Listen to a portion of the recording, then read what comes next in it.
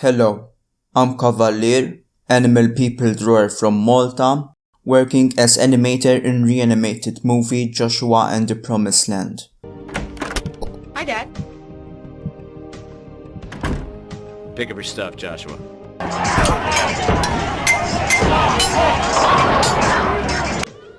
No! No! Original movie by Jim Lyon, new reanimated movie by Saberspark. Thanks to him for letting me on the team, by the way. By the time I started this specific animation, I was working on my first scene. Who can stand against us?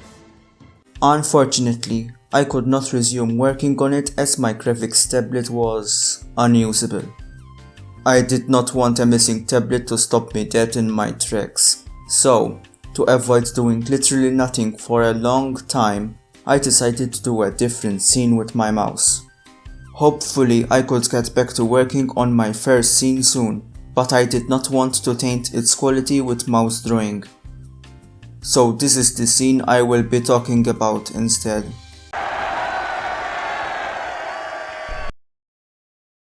First thing I did is watch this on loop till its imagery was burnt into my retinas. I did this to familiarize myself with the scene, its composition and the audio, and because I had nothing better to do that evening. By this point I had ideas on how to construct my own rendition for the scene, but there was setup to do first. Because with no setup, you can't do stuff. So I got the setup. It looks like this. This is Clip Studio Paint and this is where my draws and animation happen. Here is a 1080 box for animation accuracies.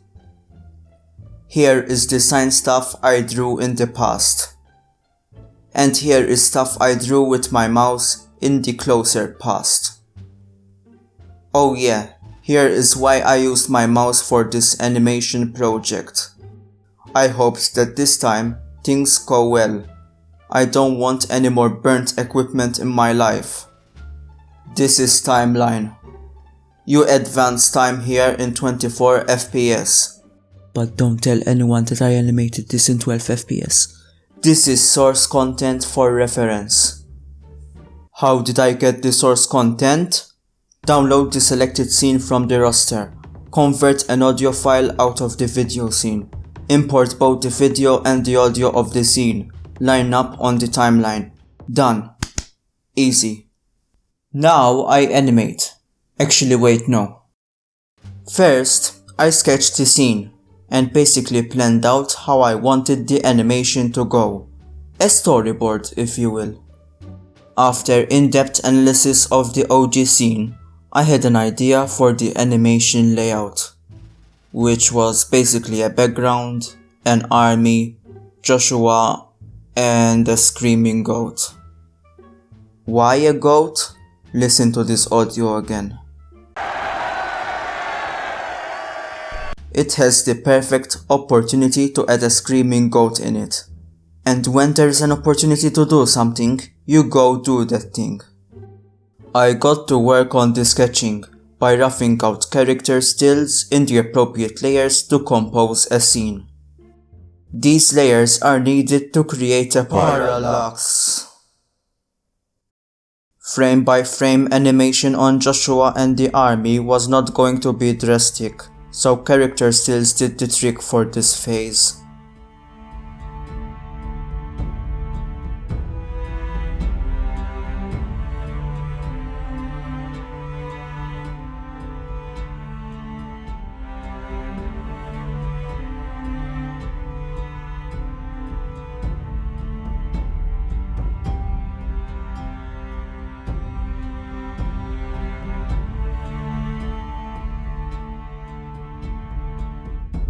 After rough drawings, you draw on the sketch again, for cleaner, more thought out lines. Here is some of the process of making them lines.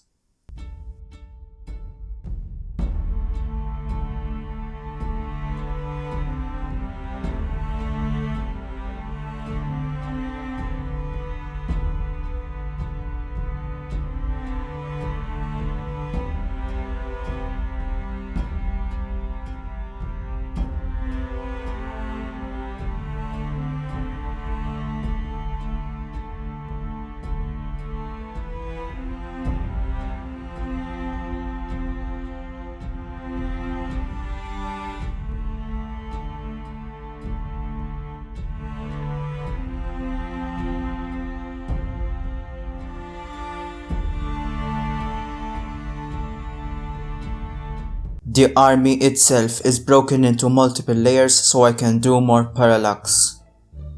Also, it kept the characters I drew easier to manage when working. Oh yeah, I added more characters to the army, because this wasn't hard enough to manage. Here's a walrus. I vaguely remember that there was a walrus in the original movie, so why not, I drew a walrus.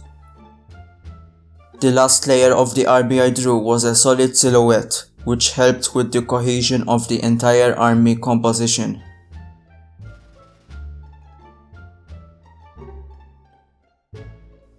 By now, I had all my layers defined and lined, and I whipped up a simple animatic to preview the project. At that moment, I could imagine all of the animals moving in the shot. It was very cool and made me excited. Speaking of excitement, now I animate, for real this time. I started with the big boy lion man, Joshua himself, cheering with all of them animal friends. The animation on Joshua was a simple frame by frame, with key poses drawn in sequence, and then in-betweens drawn in between the key poses. Here are the phases of the animation.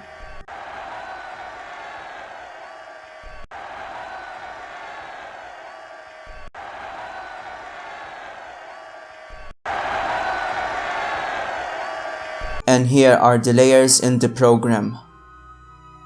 Notice how the body and the tail were animated in separately different layers. Good rule of thumb for animation stuff.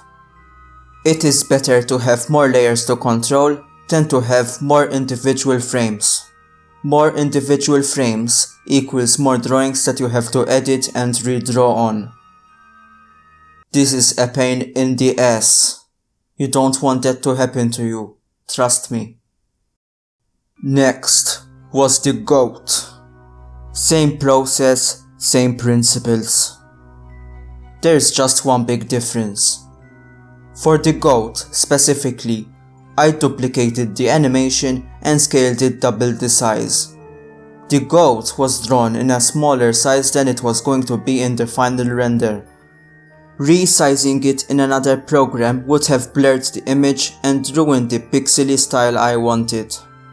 To stop that from happening, I doubled the size of the goat before the export. Last but not least was the army. Animating this was simpler but much more time consuming, but it was going to be worth it. Here is where problems started to happen.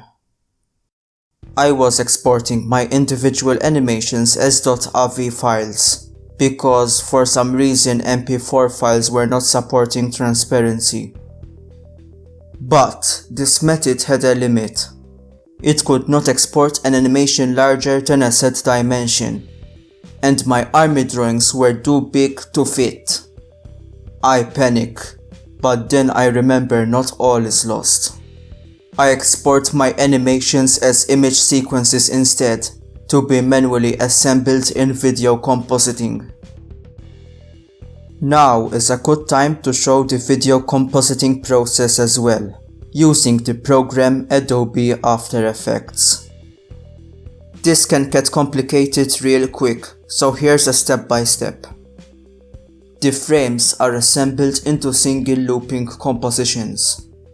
These loops are extended within another composition. Another composition is created with duplicates of the previous composition to allow for horizontal movement for the parallax effect. Repeat for all the layers of the army. It is a good idea to make these compositions longer than the actual final animation, for extra control power. It does not hurt to have some redundancy in your project.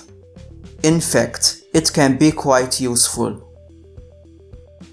Other useful ideas are keeping a tidy naming convention for your work. using lots of compositions within compositions for more freedom to control and edit. And have fun along the way, cause if you don't, it will be a dismal experience. With that explanation done, I go ahead and finish the rest of the damn project. I color the background and the frames that I animated. I replace footage with colored footage. I create a mask for the background to build on that parallax effect. I composite the background. And I tweak the colors within a new composition for edit polish. Oh yeah, don't forget the signature. Don't steal my shit.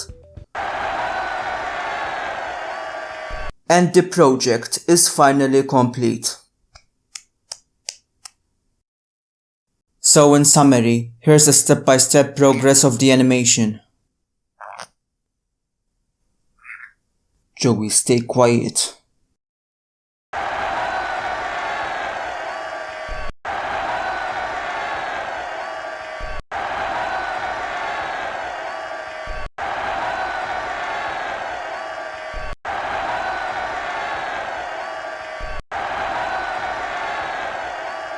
I look forward to seeing this animation within the finished Reanimated movie, alongside the other scene I am working on. This secret scene I will keep a mystery until the movie comes out for the edit suspense. Or until I get bored waiting and upload it anyway, whichever comes first. So, if you like this stuff and want more, please like and subscribe. Hopefully I'll be making more stuff for you to watch in the future. I generally draw dragons and animal people. Fairies. Mostly dragon people though. Okay, thanks, bye.